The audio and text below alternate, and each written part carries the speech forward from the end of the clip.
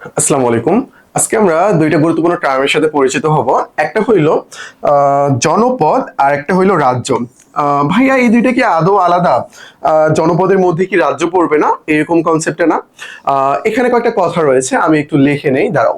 প্রথমত এখানে জনপদ আর একটা হইল স্বাধীন রাজ্য। রাজ্য বা রাষ্ট্র, এই একটা কনসেপ্ট রয়েছে এখানে। তোমরা যেগুলো পড়ছো না, আমি জাস্ট এটা একটু রিমাইন্ড দিয়ে আমি আমার মেইন কনসেপ্ট নিয়ে আলোচনা করতেছি। সেটা কি? সেটা হইলো, তোমরা কিন্তু পড়ে আসছো যে আমাদের এখানকার যে জনপদগুলো রয়েছে, প্রধান এখানে 6 থেকে 7টার মতো জনপদ রয়েছে, যেগুলো তোমরা সবাই জানো। যে বঙ্গ জনপদ, পুন্ড্র জনপদ, সমতট জনপদ, হরিকেল জনপদ, তারপরে চন্দ্রদ্বীপ রয়েছে যেটা বঙ্গের অন্তর্ভুক্ত, তারপরে বরেন্দ্র রয়েছে যেটা পুন্ড্রের অন্তর্ভুক্ত। এগুলো তোমরা পড়ে আসো, তাই না? এগুলো তোমরা জনপদ হিসেবে জানো। তারপরে হঠাৎ করে তোমরা দেখতে পাও যে গুপ্ত সাম্রাজ্যের পতনের পর কি হইলো, এখানে গুপ্ত সাম্রাজ্যের পতনের পর দেখতে পাও যে বঙ্গ ও গৌড় নামে দুইটা স্বাধীন রাজ্যের উদ্ভব। আচ্ছা, এটাও তো জনপদ না? কনসেপ্টটা কিন্তু এরকম। ওকে, এইটা বুঝতে গেলে আজকের এই ভিডিওটা। ওকে, আমি একটু যাই। জনপদ এই শব্দটা যদি আমরা বিশ্লেষণ করি তাহলেই বুঝতে পারবো। এখানে জন দ্বারা কি বোঝানো হচ্ছে জানো? জন দ্বারা এখানে মানুষ বা জনগণ আমরা নর্মালি যেটা বলে থাকি সেটাকে বোঝানো হচ্ছে। এখানে এই যে পদ দ্বারা বোঝানো হচ্ছে পাদ, যেটা বা পদচারণা। পদচারণা অর্থাৎ এইটাকে বোঝানো হচ্ছে মানুষের পদচারণা। তাহলে কি আমরা বলতে পারি না এটা লোকালয়, জনবসতি? হ্যাঁ, আমরা বলতে পারি। আচ্ছা, জনবসতির সাথে রাজ্যের পার্থক্য কি হইতে পারে? তারপরে একটা কনসেপ্ট হইলো, সেটা হইলো কি? সেটা হইলো রাজ্য। এখানকার আমি এই রাজ্য দ্বারা কি বোঝাবো জানো? আমি এই রাজ্য দ্বারা স্বাধীন রাজ্য বোঝাবো। তুমি যদি বিগত প্রশ্নগুলো দেখে থাকো তাহলে একটা কোশ্চেন দেখবা যে প্রাচীনকালে এই দেশে কতটি রাজ্য ছিল। ওখানে স্বাধীন রাজ্যের কথা বলে নাই, ঠিক এই কারণে আমি জাস্ট রাজ্য লিখছি এখানে। এখানকার এই রাজ্য শব্দ দ্বারা কি বোঝানো হচ্ছে? স্বাধীন রাজ্য বা রাষ্ট্র। এই স্বাধীন রাজ্য টিচার যেটাকে মিন করে কোশ্চেন করেছিল সেটা হইলো বঙ্গ ও গৌড়। বঙ্গ ও গৌড় এইটাকে কনসেপ্ট করে এটাকে মেইন টার্গেট করে কোশ্চেনটা করেছিল, যে দুইটা এটার উত্তর হইতো আর কি। ওকে, যাই হোক, চলো আমরা একটু তারপরে দেখি। তাহলে মানুষের পদচারণা যেটা, জনবসতি, লোকালয়কে আমরা কি বলতেছি? জনপদ বলতেছি। আর রাজ্যের কনসেপ্টটা কি জানো? রাজ্যের কনসেপ্টটা হইলো তোমার সার্বভৌমত্ব। এখানে একজন শাসক থাকবে যিনি সার্বভৌমত্ব ক্ষমতার অধিকারী হয়ে রাজ্যটাকে কি করবে? শাসন করবে। তখন আমরা এটাকে রাজ্য বলবো। তাহলে ভাইয়া আমরা পুন্ড্র, বরেন্দ্র, তারপরে সমতট, হরিকলকে কেন রাজ্য বলি না? তাহলে কি এখানে কোনো সার্বভৌম ক্ষমতা ছিল না? হ্যাঁ, এখানে কোনো সার্বভৌম ক্ষমতা ছিল না। এই জন্য প্রথম দিকের যে অঞ্চলগুলো, এগুলোকে আমরা জনপদ হিসেবে বলতেছি। এই যে দেখো, প্রথম দিকে কোনো অখণ্ড রাষ্ট্র গড়ে ওঠে নাই বাংলাতে। কোনো অখণ্ড রাষ্ট্র গড়ে ওঠে নাই, কোনো স্বাধীন রাজ্য ছিল না। এই জন্য এই অঞ্চলগুলোকে আমরা জনপদ হিসেবে বলতেছি।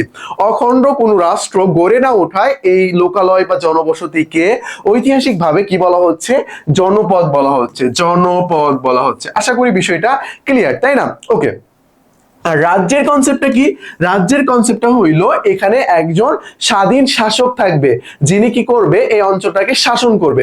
যেমন তোমরা যদি দেখো, গৌড়ের কথা যদি খেয়াল করো, গৌড় নামে যে স্বাধীন রাষ্ট্র গড়ে উঠেছিল বা রাজ্য গড়ে উঠেছিল, যার শাসক ছিল শশাঙ্ক। কে ছিল?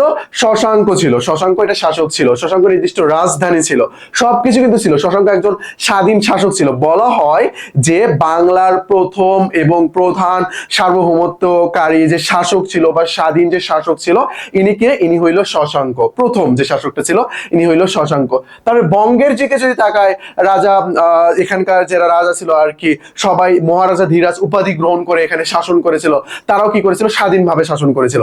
এই জন্য ওগুলোকে কি বলা হচ্ছে? ওইগুলোকে বলা হচ্ছে রাজ্য বা স্বাধীন রাজ্য বা রাষ্ট্র, আমরা এটা বলতে পারি।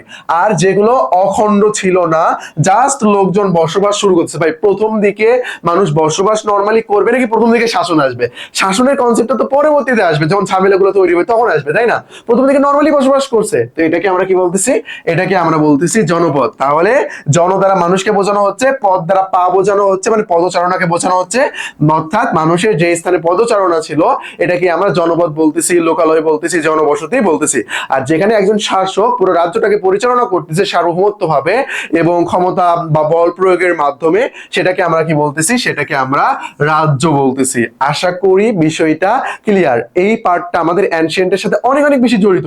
তুমি যদি জনপদ রাজ্যের কনসেপ্টটা না বোঝো, একবার তুমি জনপদের মধ্যে পড়তেছো বঙ্গ, আর একবার পড়তেছো স্বাধীন রাজ্যের মধ্যে বঙ্গ, আর এটা কি হইলো? চলো আমরা দুইটা কনসেপ্ট নিয়ে আলোচনা করি। দুইটা শব্দ, একটা হলো বঙ্গ আর একটা হলো গৌর। বঙ্গ ও গৌর। গৌরব। ওকে, আমরা একটু প্রাচীন থেকে আলোচনা করি। প্রাচীনের দিকে এই দুইটাই কি ছিল? দুইটাই ছিল জনপদ। দুইটাই কি ছিল? দুইটাই ছিল জনপদ। গুপ্ত যুগের যখন পতন হয়ে গেল, দুইটাই কি হইলো? স্বাধীন রাজ্য হিসেবে আবির্ভূত হয়েছে। স্বাধীন রাজ্য হিসেবে আবির্ভূত হয়েছে। তারপরে আরেকটা হইলো গৌর। এই গৌর মানে কি জানো? এই গৌর মানে হইলো এই যে বঙ্গ আর গৌর দুইটাকে মিক্সড। এই মিক্সটা করেছিল কে? মিক্সটা করেছিল শশাঙ্ক। শশাঙ্ক সর্বপ্রথম দুই বাংলাকে একত্র করে নাম দিয়েছিল কি? গৌর। নাম দিয়েছিল তিনি গৌর। আবারও আমরা দেখতে পারবো এই যে বঙ্গ, আমরা এখন দেখতে পারবো বঙ্গ। এই বঙ্গ মানে কি জানো? এই বঙ্গ মানে এই যে বঙ্গ আর গৌর, এই দুইটাকেই বোঝানো হবে কি? এই দুইটাকেই বোঝানো হবে হইলো এই বঙ্গ।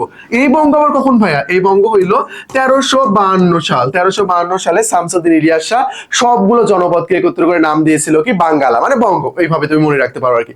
তাহলে এই যে গৌর, এই গৌর দ্বারা বুঝতেছি শশাঙ্কর গৌর, যেটা সব মিলিয়ে ছিল। এই গৌর দ্বারা আমরা বুঝতেছি হলো জনপদ। আবার এই গৌর দ্বারা আমরা বুঝবো কি? স্বাধীন রাজ্য। আবার তোমাদের মনে আছে? আবার মনে আছে সম্রাট হুমায়ুন এই যে গৌড়ের সৌন্দর্য দেখে জান্নাতাবাদ বলেছিল। এই গৌর মানে কি ভাইয়া? এই গৌর মানে কি পশ্চিমবঙ্গের গৌরকে বোঝানো হচ্ছে? না, পশ্চিমবঙ্গ পূর্ববঙ্গ উভয় মিলে গৌরকে বোঝানো হয়েছে এখানে। সো এই কনসেপ্টগুলো মাথায় রাখবা। সূক্ষ্ম সূক্ষ্ম বিষয় তুমি যদি বুঝে উঠতে পারো, তাহলে ভাই অনেক মজা পাওয়া পইরা, অনেক অনেক মজা পাবা। দেখবা এক গৌর দ্বারা বোঝানো হচ্ছে জনপদ, ওই গৌরকে আবার রাজ্য বলা হচ্ছে, মানে ওইটাই নামটা ওটাই। আবার ওই গৌরকে দ্বারা পুরো অঞ্চলকে বোঝানো হচ্ছে। এই হলো কনসেপ্ট আর কি। তো এই বিষয়টা মাথায় রাখবা। তাহলে বঙ্গ গৌর কিন্তু অনেক অনেক রূপ রয়েছে। সো ঠান্ডা মাথায় রেখে পড়াশোনা করবা। আর একটা বিষয় তোমাদেরকে যদি জানাই, যদি নতুন না হয়ে থাকো তাহলে ঠিকঠাক বুঝবা, নতুন হইলে আবার ঝামেলা হয়ে যাবে। সেটা কি জানো? এই যে বঙ্গ, এই বঙ্গ নামে কিন্তু জাতিও ছিল একটা, এই নামে একটা জাতিও ছিল। সেম ভাবে পুন্ড্র, পুন্ড্র নামে একটা জাতিও ছিল। আর পুন্ড্র অর্থ কি? পুন্ড্র অর্থ হলো আখ। এটা কিন্তু আমাদের পরীক্ষায় আসছিল। তাহলে বঙ্গ নামে জাতি বঙ্গ জাতি গড়ে তুলেছে, পুন্ড্র নামক জাতি পুন্ড্র জনপদ গড়ে তুলেছে। এই হইলো কনসেপ্ট এখানকার।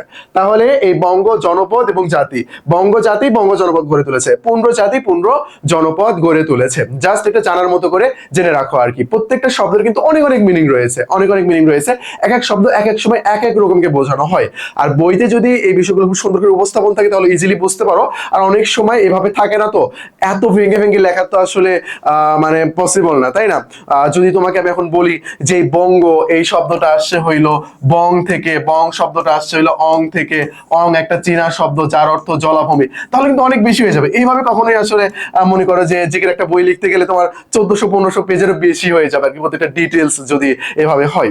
তো এগুলো আসলে তোমার মেন্টরের দায়িত্ব, সে তোমাকে এগুলো জানাই দেবে, প্রত্যেকটা বিষয়ের ক্ষুদ্রাতি ক্ষুদ্রাতি বিষয় যেগুলো রয়েছে এইগুলো আর কি। তো মোটামুটি আজকে কিন্তু আমরা অনেক কিছু সম্পর্কে ধারণা পেয়েছি। তুমি জাস্ট এখন যদি জনপদ রাজ্য পড়তে চাও, তোমার কাছে এগুলো ইজি মনে হবে।